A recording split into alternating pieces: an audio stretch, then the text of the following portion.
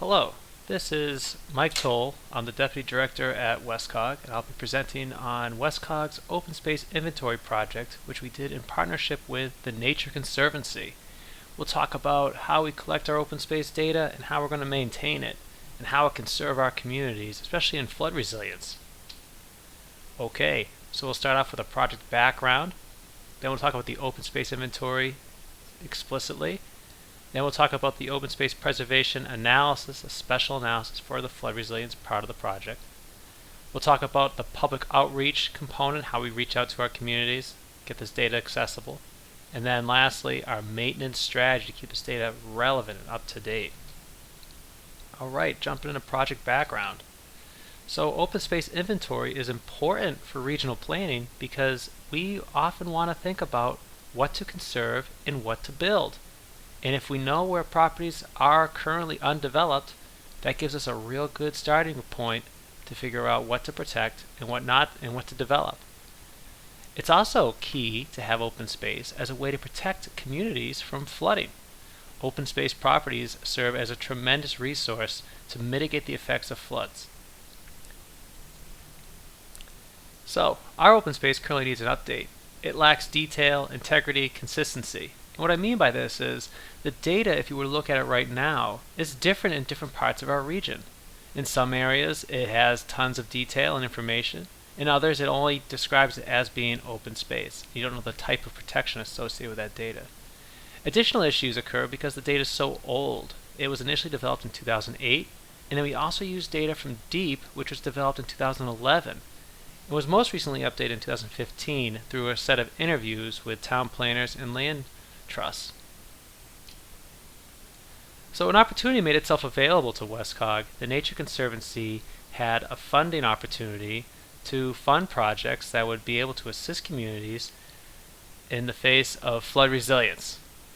So we came up with a project concept that would build an open space inventory for Fairfield County and WestCOG communities that would keep that open space inventory up to date, create a standard for how this data is collected, perform a flood analysis with this data, and then lastly, to make it truly connected to flood resilience, we would integrate into the FEMA's CRS program. And this would allow communities to get an idea of how many credits they could get just by the open space that they currently own in their property.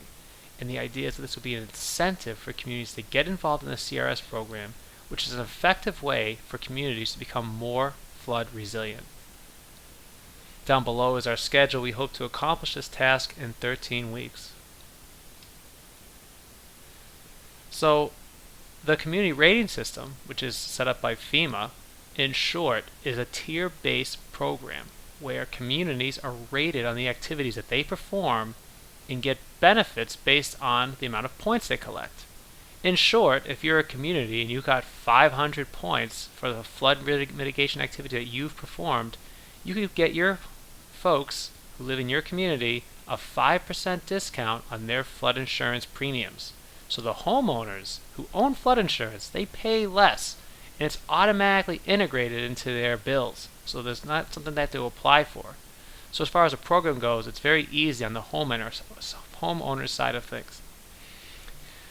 Now, the process of proving all of this can be labor intensive. It does require a lot of effort from the municipality to showcase all this information. So this is where the project became an opportunity for us, because one of the biggest scoring credits that a town can get is by mapping its open space properties that exist within flood zones. Around 1,450 points is available simply by mapping open space properties. And they want to know where these open space properties overlay with special flood hazard areas. So if you have a lot of open space but none of it's in a flood hazard area, you might not get a lot of credits here. But typically a lot of open space properties do land on somewhere in flood hazard areas, so there are points to achieve. Typically 500 points are gained through this activity, which is enough to get into the first tier program, and 5% discounts for your properties. To give an idea of how much savings are occurring and the amount of losses that are happening, you can see that our coastal communities are the highest, pay the highest in paid losses for insurance programs. The towns in blue in the bottom and the map there on the bottom right, those are towns that we currently have an interest to join the CRS program. They're not in it yet, but they would gain a lot from it. The towns in green are currently involved in the CRS program. So just the 6 towns over 18, we can see that 92% covers 92% of the paid losses. Those are coastal communities typically. Now, for the CRS discounts, we're looking at some serious savings annually. So if you have, let's say for Norwalk, 2,000 policies that are paying about $3.5 million in premiums each year, if you got them a 5% discount, you'd be saving your community people $173,000 a year. And that's just one community. So our goal is to get the towns involved in this program. You can also see how the savings really start to stack up if you get higher in the program, 5, 10 to 15% savings. I also want to point out this program is also assisting another project that counts credits for sustainable actions, and that's Sustainable CT. And they are trying to collect points for towns and how sustainable they are. So the inventory that we collect here is also applicable for Sustainable CT. And as a bonus, the open space schema that was developed by Sustainable CT covers most of the needs that we need for this project.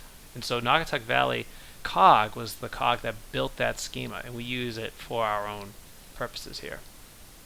Alright, so we did the background. Let's get into the inventory. Okay, first step, we have to define open space. There's so many ways you can collect open space data, and you can either focus on the fact on whether it's developed or is it protected, and the type of protection. So EPA has a specific definition, and they just talk about land that is undeveloped, but is also accessible to the public. DEEP has another definition. They're more concerned with protected open space, and this is land that's legally protected from development. Now the CRS program by FEMA has its own definition. An open space is space that is free from buildings but doesn't mention anything about private access. They also care about property being preserved, and preserved is being treated differently than protected. So preserved property would include signed statements from a public, credible private owner and regulations that prohibit buildings, fillings, or other encroachment of flood flows. So as an example, I could be a non-profit golf club and write a letter to the CRS community saying that I do not plan to develop my golf course, and that would count under CRS rules for open space. CRS also gives additional credit for natural functions open space, and this would be spaces that are in their natural state, and this can be confirmed through a land trust or a conservation group that identifies that the property is in fact in a natural state. You can get some additional credits for those properties that are in natural states. You can also get additional credits if your properties are legally protected. So if you go beyond just preserved and you have deed restricted properties that do not allow development, you can get more credits for your open space properties in the CRS program. So that's the program that we're trying to utilize in our inventory.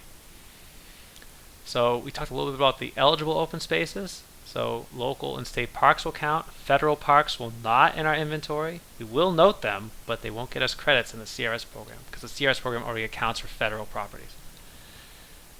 There's also credit for land trust properties, golf courses, public pools count, accessible waterfront, and if there's private yards that are regulated by floodplains. So if you own a big property and you were in a wetland and your town had strict wetland rules about what's developed there, that section of your property would count for the CRS program.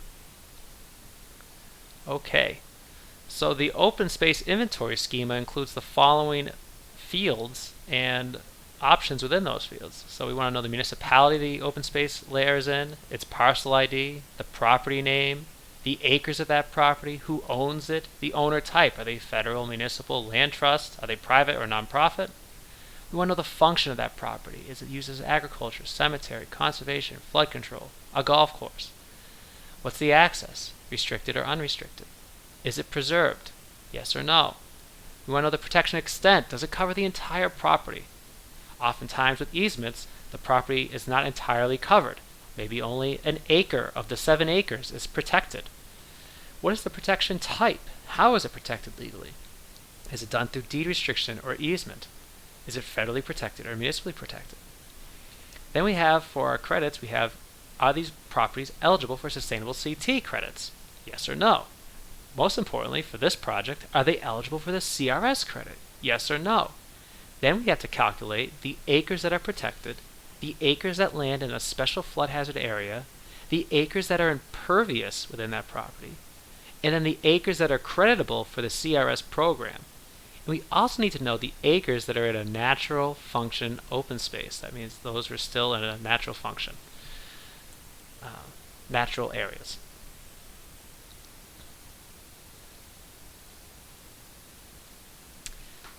Okay, so we now need to collect this data and clean this data, and that is how we will build this inventory now that we have the schema. So this is a pretty traditional way of collecting data.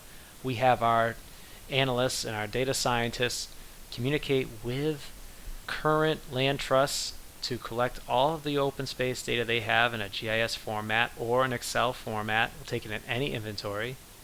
We collect it from municipalities. We collect it from the state existing resources, our own existing resources, and we mash it all up together, and we make sure that there's not duplication, that it lands cleanly within our existing parcel properties, and we have to join tabular data to our spatial data so that if you have a list, it can then be displayed on a map. And then where we need to, we're doing a lot of data entry and digitization of properties. So if we don't know what the property boundaries are, we have to either estimate or draw it out on a map.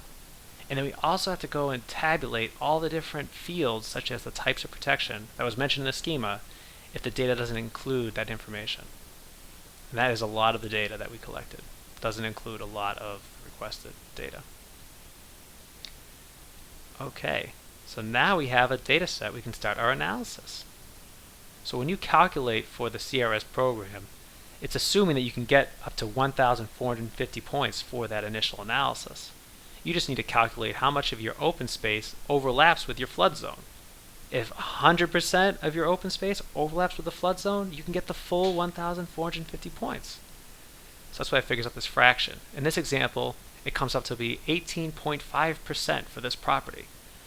And so you get 18.5% of 1450, and it comes to about being 270 points. Kind of a low number, but it's more than halfway to that first tier. And there are a lot of other simple options a town can get to 500 credits if they wanted to pursue this. The total area, so when we're calculating our CRS open space, I calculated 5.83 acres. And you can see how I got that. I calculated with the total area. I included only the area that was in the flood zone. Then I subtract the impervious area that's shown in blue. This is the roads into the property. And there was no area that was not preserved, so it's a fully preserved property. And you get a property that looks like this on the tablet. And you can see how it's kind of cut out, kind of clipping. GIS uses a clipping tool, so we don't have to necessarily use the math. And so to display the clipping process, here we go. We can see in this very square community, square town we'll call it, we have a special flood hazard area in orange. We have an open space property in green, and we have the impervious area displayed in gray. So we can only look at the open space property that overlaps with the flood zone. Ah, there it is. And we also don't want to include any of that impervious area, so we had to cut that out. And so what we're left with is the eligible land, which is 5.83 acres. And when you compare that to the 31.4 acres of the special flood hazard area, we get our 18.5%. Okay, now for the public outreach component. So, when we do outreach at WestCOG, we're going through some classic channels that we use regularly. We have our WestCOG website. We will provide technical support for our communities so they can ask us questions on how to join and follow up with us, and we'll be available via phone or email. We have a newsletter we send to remind communities how they can access these resources. We'll be presenting at conferences and a planners lunch that we host, where we have the planners in our region come and get presented on the latest planning regional projects that we're onto. We'll send email reminders to our communities. But most importantly, we have this maintenance process. It's going to utilize an interactive CRS web application.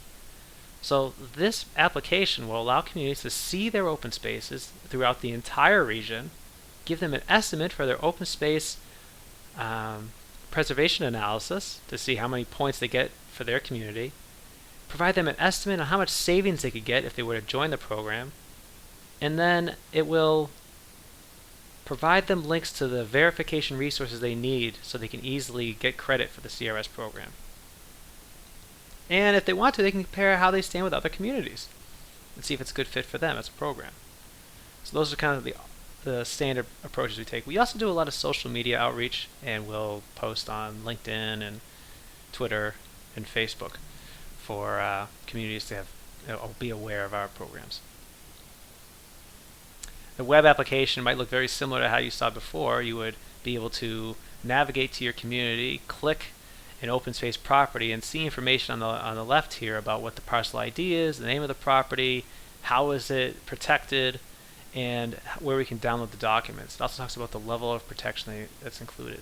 Not included in this slide, though, would be the amount of eligible credits for the CRS program, and we want to include that, and it will. So there we're looking at the pavement, the open space, and the flood zone. Very good. Alright, so now we'll talk about our maintenance strategy, keeping the data alive, and probably the most important part of this type of work. Open space analyses have been done in the past, but they were not kept up to date, and so they lose their credibility, and we kind of forget what is true to the ground and what's not. So keeping it maintained with an annual check-in would allow us to trust our data more regularly. So we'll have it regularly updated. The updates will be authoritative because we'll be dealing directly with the stakeholders. That's land trust owners, that's the property owners, and the municipalities. And we'll make it available, the data, through our data sharing websites that we have, our GIS hub and web viewers. On the right, we have the drawn out methodology that states how we're going to collect the data each year. We'll have a calendar update for us to trigger us to go and send out the reminder.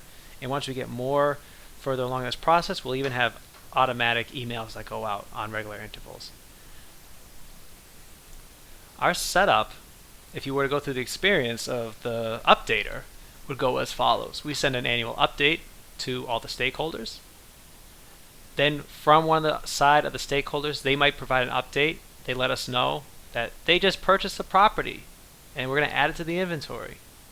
We'll notice that the property overlaps with the flood zone. We can see that verified. The GIS will recognize that for us automatically. We'll verify with the user to make sure that they are in fact the user that we work with. So if they're not on our list, we will have to reach out with them and follow up.